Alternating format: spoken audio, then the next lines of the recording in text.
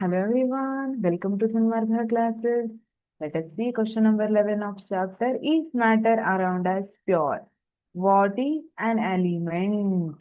Element ಅಂದ್ರೆ ಏನು? ಹಾಗಿದ್ರೆ ಎಲಿಮೆಂಟ್ ಯಾವ್ದ್ರದ್ದು ಕ್ಲಾಸಿಫಿಕೇಶನ್ ಅಲ್ಲಿ ಬಂದಿರ್ತದೆ? ಎಸ್, ಪ್ಯೂರ್ ಸಬ್ಸ್ಟೆನ್ಸ್ ಅಲ್ಲಿ ನಾವು ಎಲಿಮೆಂಟ್ ಮತ್ತೆ ಕಾಂಪೌಂಡ್ ಅಂತ ಹೇಳ್ತೀವಿ. ಹಾಗಿದ್ರೆ ಎಲಿಮೆಂಟ್ ಅಂದ್ರೆ ಏನು? An element is a basic form of matter that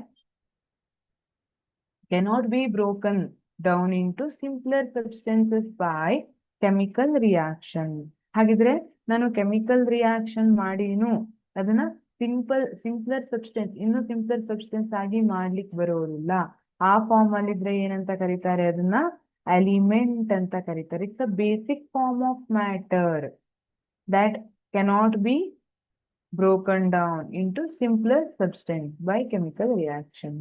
See, if you consider H2O, ನಾನಿದನ್ನ H2 ಮತ್ತೆ O2 ಆಗಿ ಮಾಡ್ಬೋದು ಅಲ್ವಾ? ಇದನ್ನ ಬ್ಯಾಲೆನ್ಸ್ ಮಾಡ್ಬಿಡ್ತೀನಿ. ಬ್ಯಾಲೆನ್ಸ್ ನಿಮಗೆ ಬಂದಿಲ್ಲ, ಬಟ್ ನಂಗೆ ಗೊತ್ತಿದ್ದಲ್ಲ ಅದಕ್ಕೆ ಮಾಡ್ಬಿಡ್ತೀನಿ.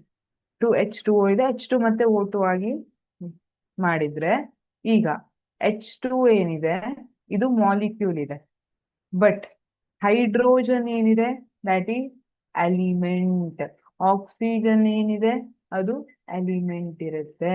ಈಗ ನಾನು ಆಕ್ಸಿಜನ್ ಅನ್ನ ಮತ್ತೆ ಸಿಂಪ್ಲರ್ ಸಬ್ಸ್ಟೆನ್ಸ್ ಆಗಿ ಡಿವೈಡ್ ಮಾಡ್ಲಿಕ್ಕೆ ಬರೋದಿಲ್ಲ, ಅಥವಾ ಹೈಡ್ರೋಜನ್ ಅನ್ನ ಇನ್ನೂ ಸಿಂಪ್ಲರ್ ಸಬ್ಸ್ಟೆನ್ಸ್ ಆಗಿ ನಾನು ಡಿವೈಡ್ ಮಾಡ್ಲಿಕ್ಕೆ ಬರೋದಿಲ್ಲ. ಅದು ಎಲಿಮೆಂಟಲ್ ಫಾರ್ಮ್ ಅಲ್ಲಿ ಇದೆ.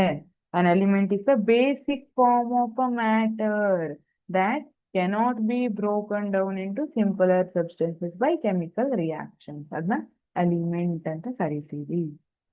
ಇದೇ ತರ ಎಕ್ಸಾಂಪಲ್ ಯಾವ್ಯಾವ್ದು ಕೊಡ್ಬೋದು? Hydrogen, oxygen, nitrogen, carbon, helium, neon, argon, potassium, sodium, gold.